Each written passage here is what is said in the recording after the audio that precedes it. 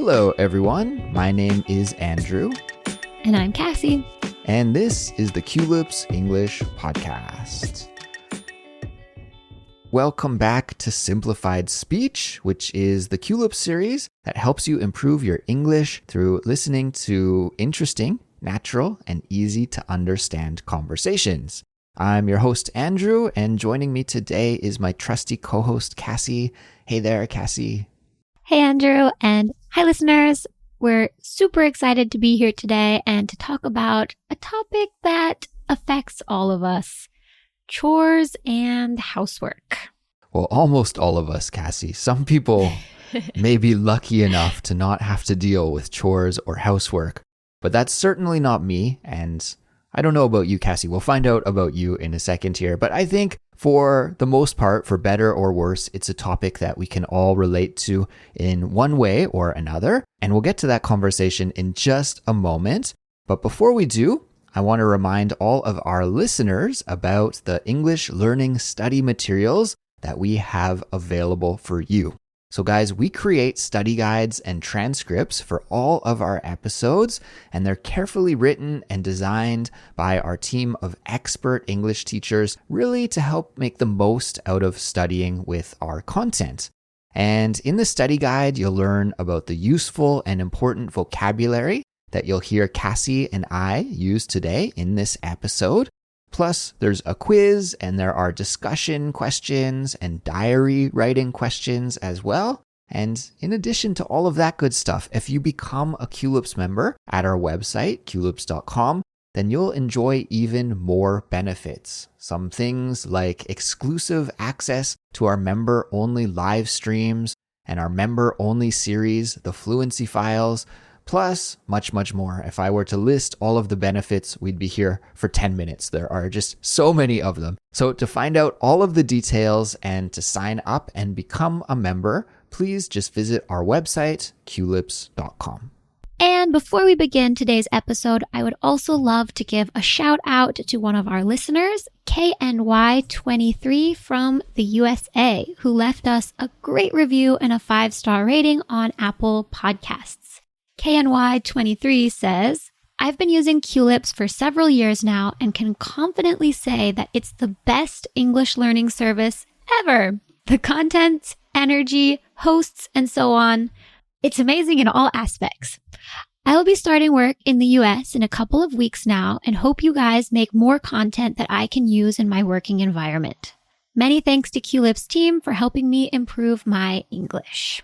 I love that review, Kassy. That's a great review. So thank you so much to KNY23. And Kassy, I also love it when we have really well-written reviews from people who say that they have been learning English with us for a few years. So I think it's like, it goes to show that, perseverance and hard work and putting in the time and effort really can create great results in the end. Exactly. And now we have to make one more new episode about the work environment, maybe a real talk or simplified speech about work environments. We'll see. Yeah, we'll get on that, KNY. So thank you again and good luck with your new job in the States.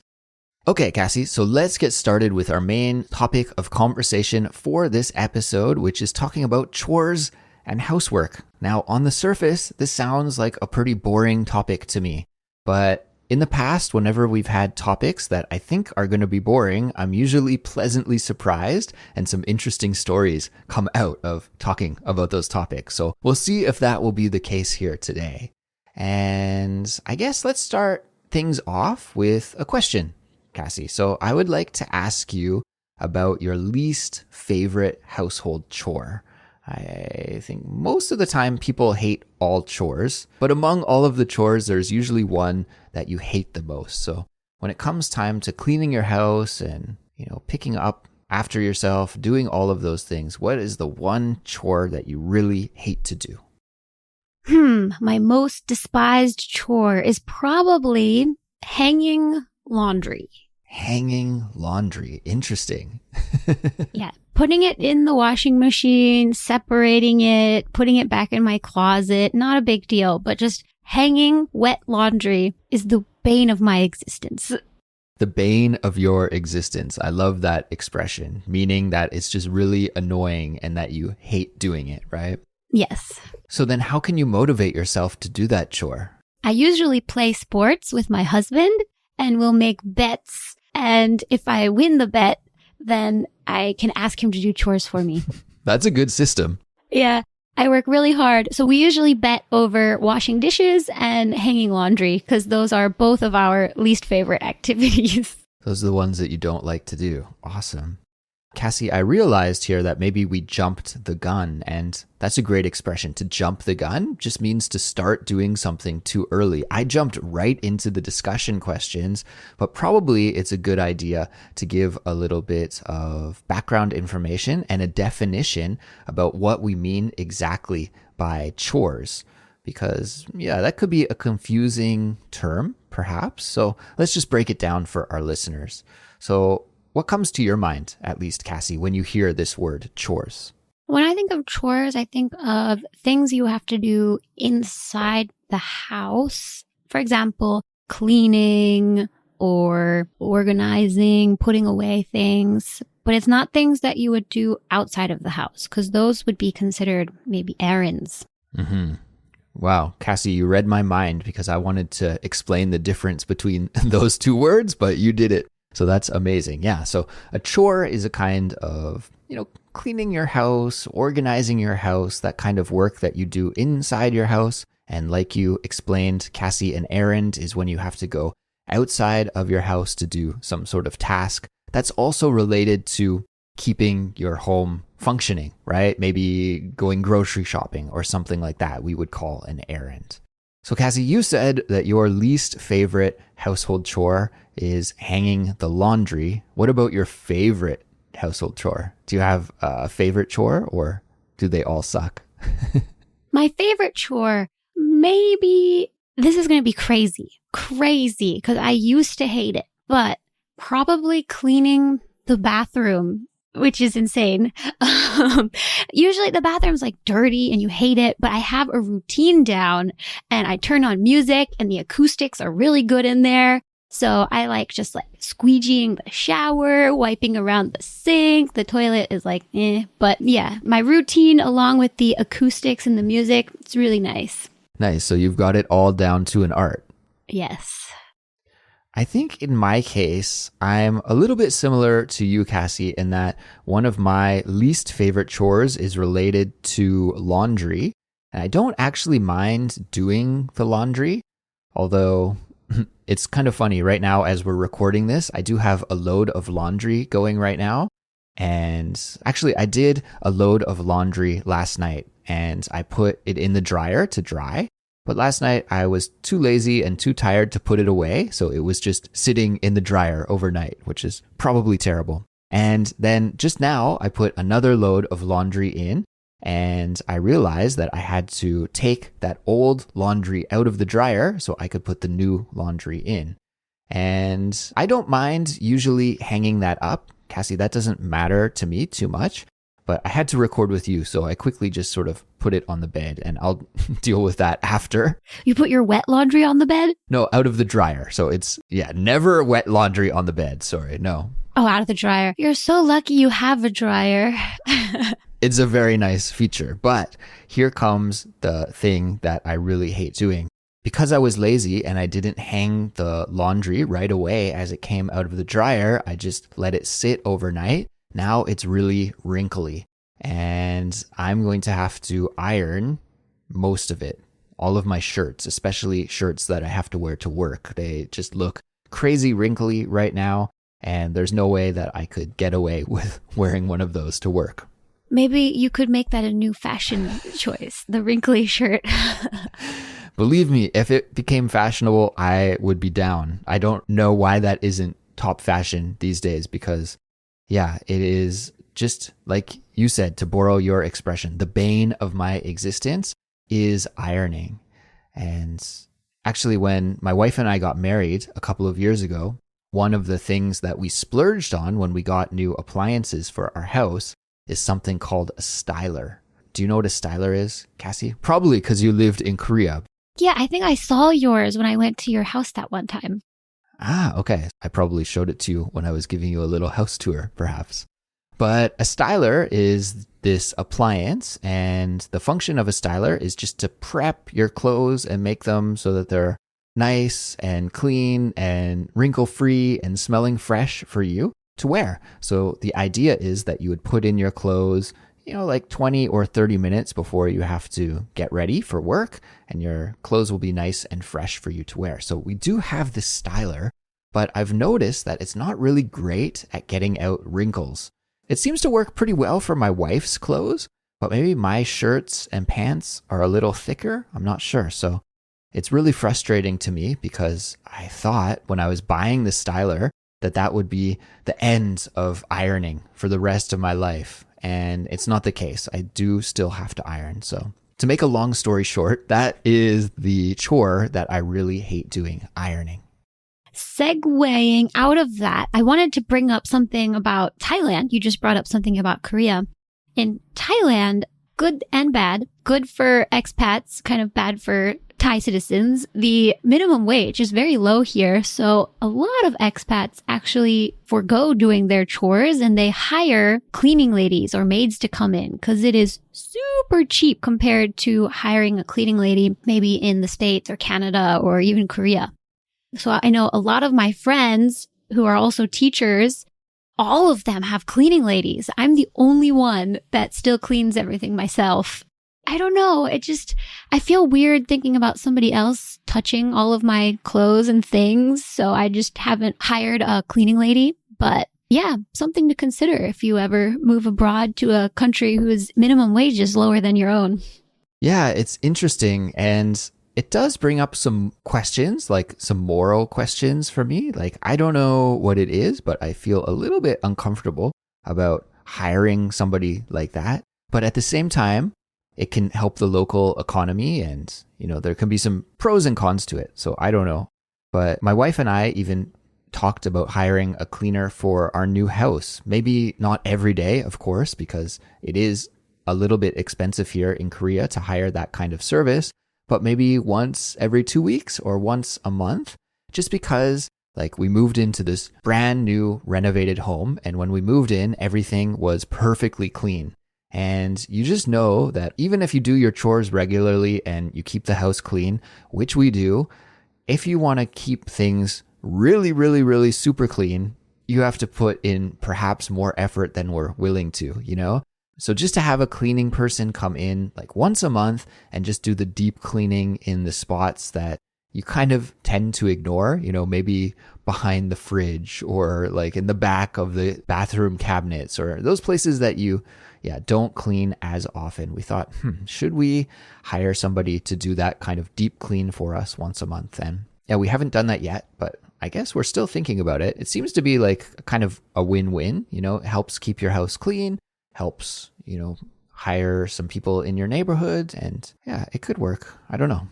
Yeah, I agree. I keep thinking about doing it. Haven't tried it yet, but I think you're right that having that once a month, maybe even once every 2 months, just extra deep clean for those hard to reach places and maybe the chores that you have to do, but you just despise, scrubbing the outside windows or something, could be done by an outside source. Exactly. Kassy, I have another question for you. I'm curious, when it comes to cleaning, you can go to your grocery store or your local big box store, your mart, whatever. And if you go down the cleaning aisle, there are tons of gadgets and tools and accessories that can help you be a more efficient cleaner. And I'm curious, are there any tools or gadgets or cleaning products that you swear by? Honestly, I don't like the smell of chemicals. So I usually use a mixture of hot water, lemon, vinegar, and dish soap, kind of the more natural approach, just with some rags. But I swear by Windex. Nothing cleans glass like Windex. I'm trying to think about some sort of gadget that I use. I guess, a vacuum cleaner is the one gadget that just really saves me a ton of time. And my wife and I have been debating getting a robot vacuum cleaner. You know those? Yes. Maybe this is TMI, I'm not sure, but after moving into our new place, we have hardwood floors in our new home.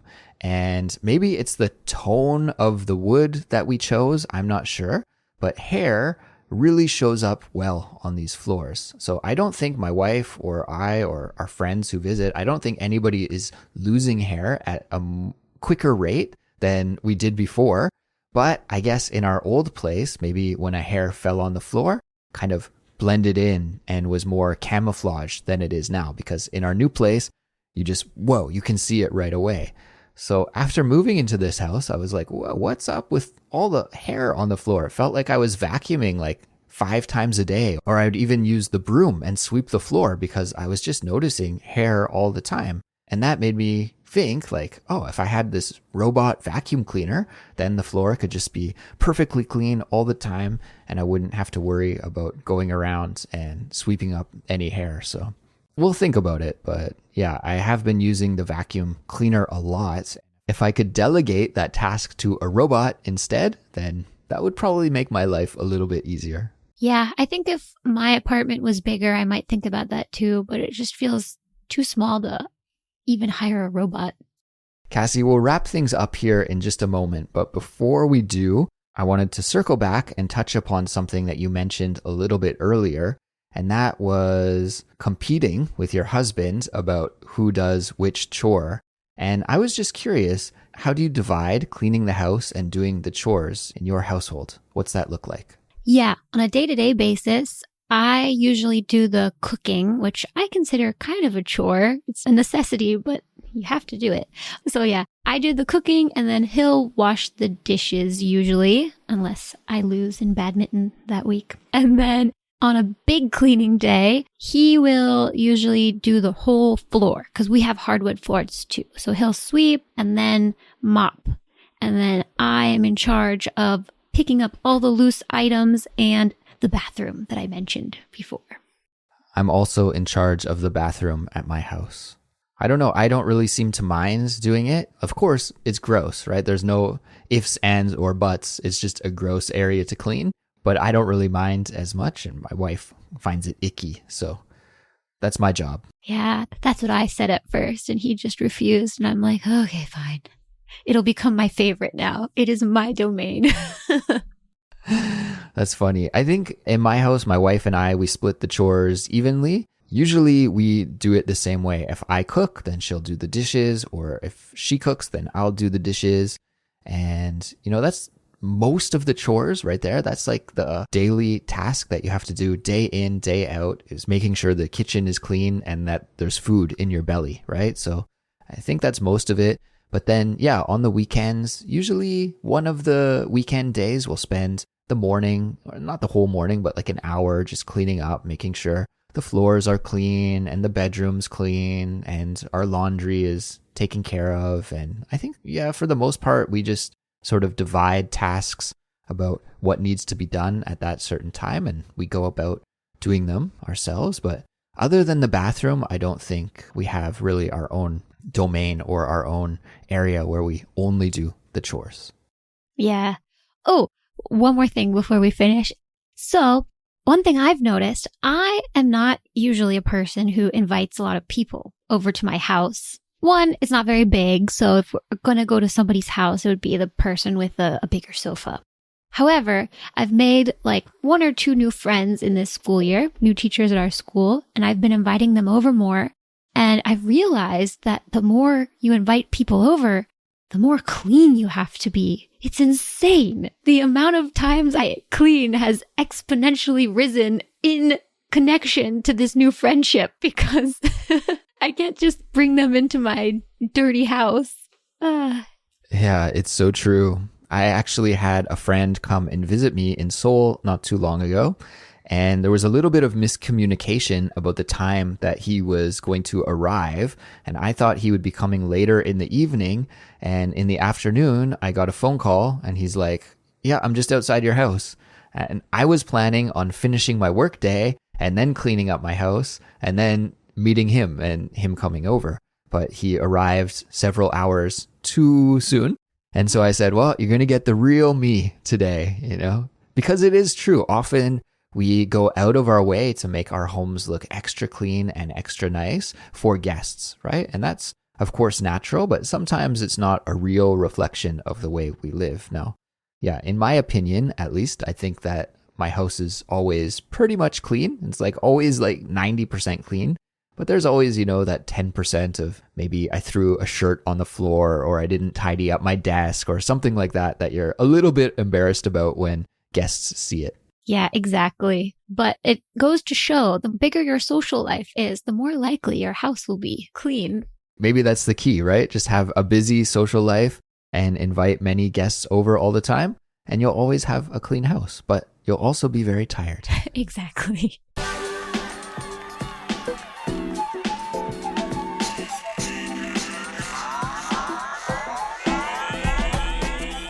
All right, everyone. Well, I think that will wrap it up for today's episode on chores and housework. And we hope that you found this conversation fun and interesting to listen to. And of course, we hope that it helped you improve your English skills. Now, this episode was available for you to listen to for free thanks to our amazing member community.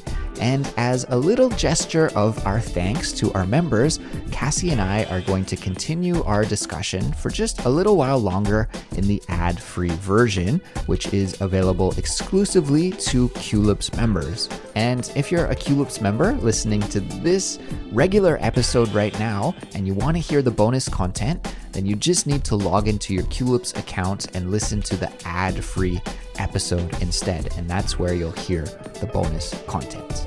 And if you haven't already, please consider becoming a Culips member to get access to our study guides, interactive transcripts, ad-free audio, and other fun bonuses. And at the same time, you would be supporting the work we do and allowing us to keep making new English lessons for you each and every week.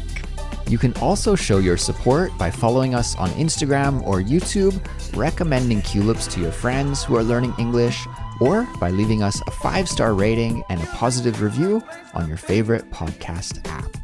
So that's it for us for now, but we'll be back soon with another brand new episode, and we'll talk to you then. Bye. See ya.